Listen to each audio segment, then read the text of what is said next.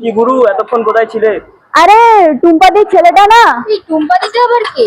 আরে ওই তো রাজুদার দিদি রে। আরে ওর ছেলেটাকে একটা সাপে কামড়েছিল, তাই ওকে নিয়ে তো হাসপাতালে গেছে। এখন সব ঠিক আছে। ছাড় ছাড়ো, সব কথা বাদ দে। দিদি, তোর বিয়ের কেনাকাটা কত দূর? আমার বিয়ে? আগে প্রাচীকে জিজ্ঞাসা কর, ওর খবর তো আগে। মানে? এভাবে দেরি করে এলে এবার থেকে হাতে করে একটা মানে বই নিয়ে আসি। সিম্পল, আগে প্রাচী পরে দিতি। তুই বিয়ে করছিস? তুই আমাকে বলিসনি তো। এই তো বললাম। আচ্ছা ভাই, আজকে আসছি, একটু তাড়া আছে। হ্যাঁ হ্যাঁ, চল চল, চল, চল। অনেক বেলা হয়ে গেছে। বাই। তুই যাবি তো? হ্যাঁ চল।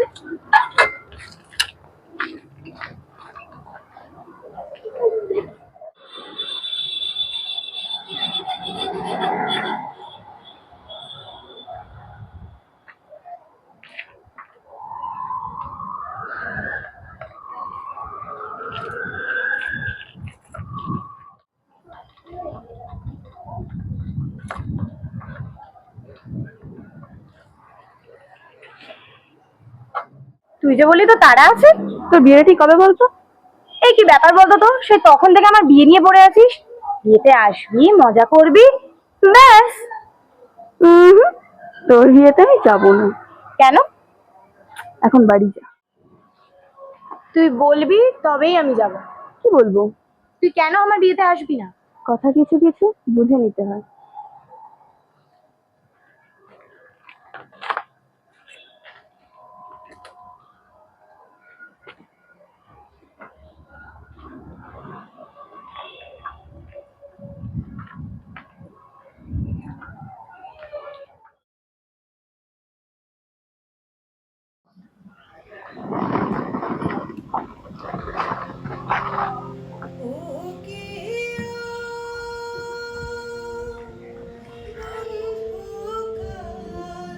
হ্যালো।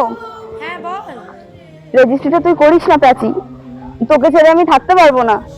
তুই এখন কোথায়?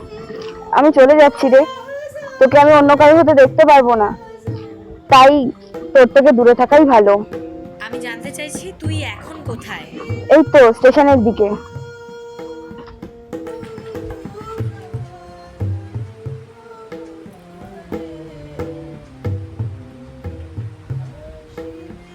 রেজিস্ট্রিটা তুই করিস না প্রাচী, তোকে ছেড়ে আমি থাকতে পারবো না।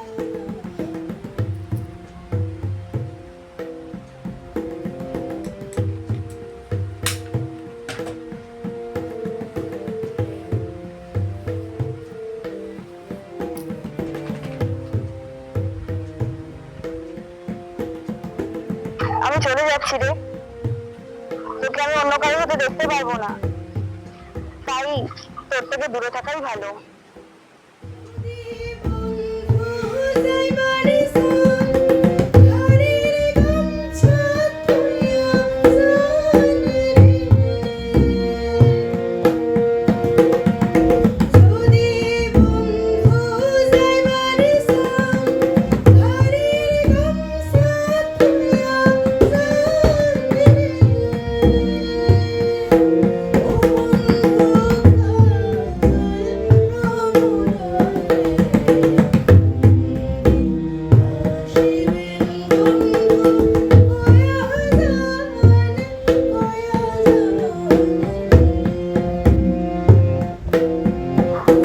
Oh God.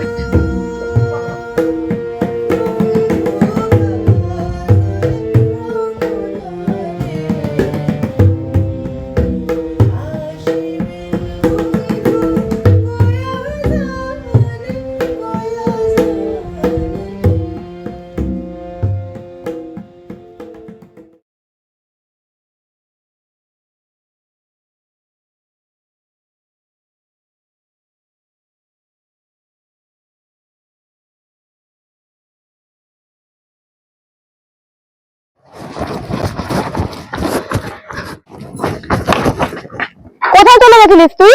ওই কোথাও না তো, তোর অপেক্ষাতে এখানেই দাঁড়িয়েছিলাম।